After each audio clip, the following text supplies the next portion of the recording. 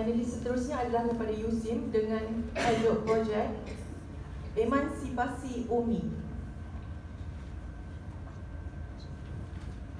10 minit anda bermula sekarang. Bismillahirrahmanirrahim. Saya lontarkan satu persoalan. Bagaimana yang dikatakan bahawa pengalaman itu guru yang terbaik? Assalamualaikum warahmatullahi wabarakatuh. Kami ingin berkongsi dengan anda satu corak pembelajaran yang masif melalui projek yang diberi nama Emansipasi Umi.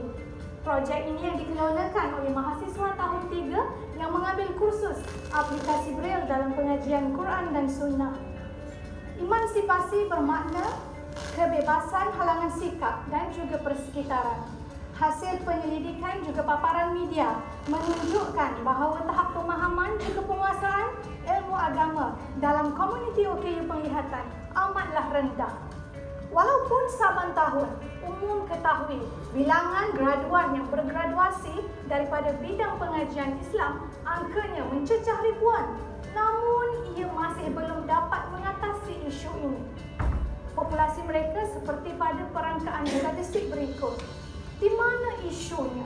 Ini kerana graduan kita kurang cakna. Dunia OKU tiada kemahiran berinteraksi dengan kumpulan OKU. Bagaimana boleh adanya motivasi untuk membantu serta memberikan khidmat kepada komuniti ini? Rasionalnya, projek emansipasi digunakan sebagai satu kaedah bagi mencapai hasil pembelajaran yang ketiga bagi kursus aplikasi Braille adalah sangat signifikan. Kata kuncinya, mahasiswa faham, mahasiswa sedar, mereka empati, juga bermotivasi dan ihsan dalam memberikan bantuan kepada komuniti yang memerlukan ini. Pendekatan yang digunakan dalam projek emansipasi ialah pembelajaran berpusatkan pelajar.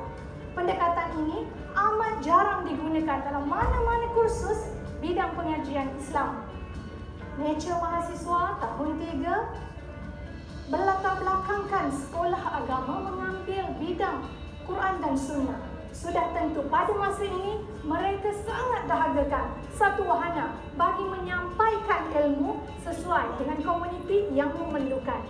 Garapan teori pembelajaran berasaskan projek juga teori pembelajaran berasaskan pengalaman merupakan kerangka kepada projek emansipasi ini. Mengambil inspirasi daripada hadis Nabi SAW, khairun nas anfa'uhum linnas. Sebaik-baik manusia itu ialah yang memberikan manfaat buat manusia yang lain. Konteksnya, mahasiswa di awal semester diagihkan kepada beberapa kumpulan. Sebahagian daripada mereka menganjurkan program yang diberi nama Hari Menyantuni OKU. Sebahagiannya pula menganjurkan lawatan khidmat ummah. Kedua-dua program ini berpayung di bawah projek Emansipasi Umi. Hari Menyantun OKU lazimnya dilakukan di USIM dengan memberi penekanan kepada 3 komponen utama. Yang pertama, simposium berbentuk forum, pameran kesedaran dalam kalangan agensi OKU dan juga Umi Open Mic. Mahasiswa bertindak sebagai jawatan kuasa dasar, juga jawatan kuasa pelaksana kepada program ini. Manakala program lawatan khidmat ummah, mahasiswa dikehendaki memilih satu agensi OKU untuk dilawati. Lawatan ini bukan lawatan biasa-biasa. Mahasiswa dikehendaki merangka aktiviti khidmat yang diperlukan oleh komuniti tersebut. Pembelajaran berpusatkan projek dan pembelajaran berpusatkan pengalaman sudah semestinya memberikan satu bentuk pembelajaran imersif berterusan untuk mahasiswa. Mahasiswa bertanggungjawab menguruskan projek secara keseluruhan, saling bekerjasama antara satu sama lain bagi memastikan kelancaran juga kejayaan projek. Yang paling penting, mahasiswa merasai sendiri pengalaman berinteraksi dengan komuniti OKU. Sebagai contoh, simulasi kami di awal tadi, itu satu contoh aktiviti yang ada dilakukan dalam projek emansipasi ini. Keterlibatan mahasiswa dalam projek emansipasi dapat dilihat melalui 3 faktor utama. Yang pertama dari segi kognitifnya, kedua dari segi psikomotornya, dan yang ketiga dari segi efektifnya.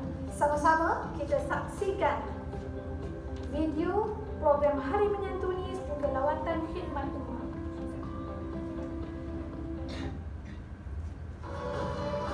Kita rasa seronok dan juga rasa terharu dan rasa kerana seronok tu sebab kita dapat belajar tentang bagaimana OKU Penglihatan belajar untuk belajar Al-Quran. Bila mana saya ambil subjek ni, saya rasa betapa bertuahnya kita. Pertama sebab kita bertuah diberikan oleh Allah dengan celik penglihatan, dan bila mana kita tengok betapa bersungguh-sungguhnya OKU Penglihatan ni nak belajar Al-Quran, kita rasa insaf sendirilah.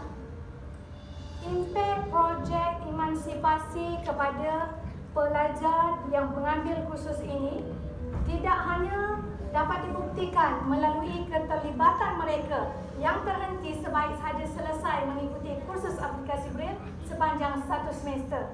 Bahkan mahasiswa meneruskan keterlibatan mereka melalui platform Kelab Belajar. Di USIM kita ada satu kelab belajar yang dikenali sebagai Sahabat Fakih USIM, kelab sukarelawan dakwah OKU yang pertama ditubuhkan di peringkat mahasiswa bermula tahun 2015. Sudah tentunya memberikan platform kepada mahasiswa kami untuk berinteraksi mengenali dunia OKU. Bukan sahaja OKU buta, bahkan pekak dan pembelajaran. Sebahagian mahasiswa pula meneruskan keterlibatan dalam dunia OKU dengan memilih mana-mana agensi berkaitan OKU sebagai tempat latihan industri mereka di tahun akhir. Sebahagiannya pula yang berkemahiran dalam membangunkan software, mereka memilih membangunkan produk inovasi bahan bantu mengajar yang diperlukan oleh komuniti tersebut. Mahasiswa juga tidak berhenti daripada terlibat dengan dunia OKU setelah selesai daripada pengajian 4 tahun di USIM. Bahkan mahasiswa kami melanjutkan lagi keterlibatan dengan dunia OKU ini, memilih bidang pendidikan OKU sebagai bidang pengajian di peringkat master dan PhD. Sebahagiannya pula memilih kerjaya dalam dunia pendidikan OKU sebagai kerjaya pilihan mereka. Hakikatnya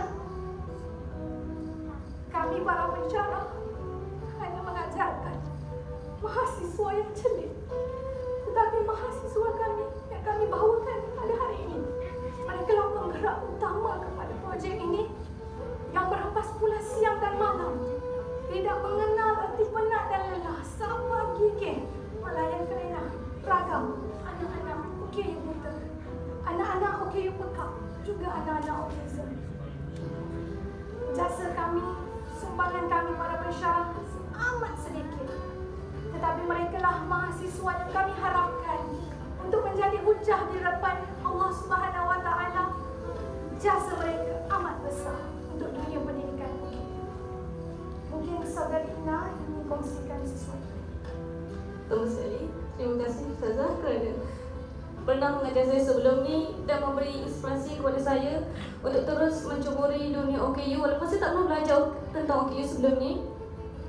Orang menganggap tugas mendidik anak OKU itu adalah satu tugas yang berat. Tetapi bagi saya, sebenarnya hakikat yang sebenar kejayaan seorang guru itu adalah apabila melihat anak muridnya mampu untuk berubah walaupun sedikit.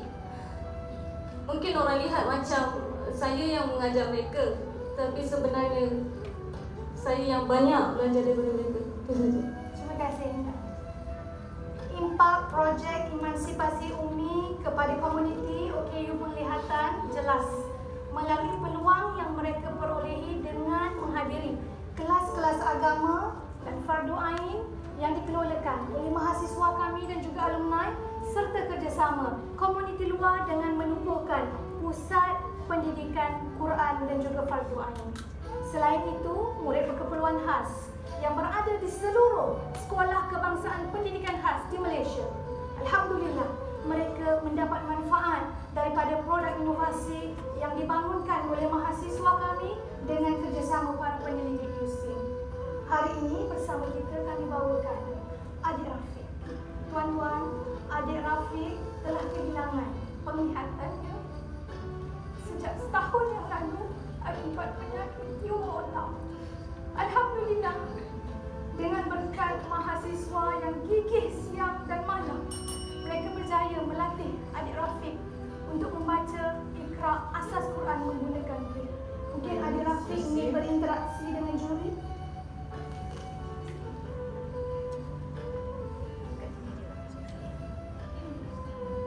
Assalamualaikum. Tadi Rafiq ada bagi hadiah penanda buku. Nak tahu tak apa yang dia tulis? Okey.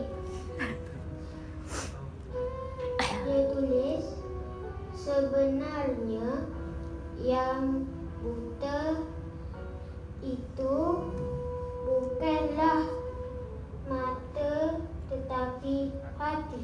Allah. Terima kasih Rafiq. Sekian sahaja perkongsian saya pada kami. Semoga perkongsian ini memberi berjuta manfaat untuk semua, khususnya dunia pendidikan OKU. Tuan-tuan, yang kita khawatiri hilangnya penglihatan mata hati, bukannya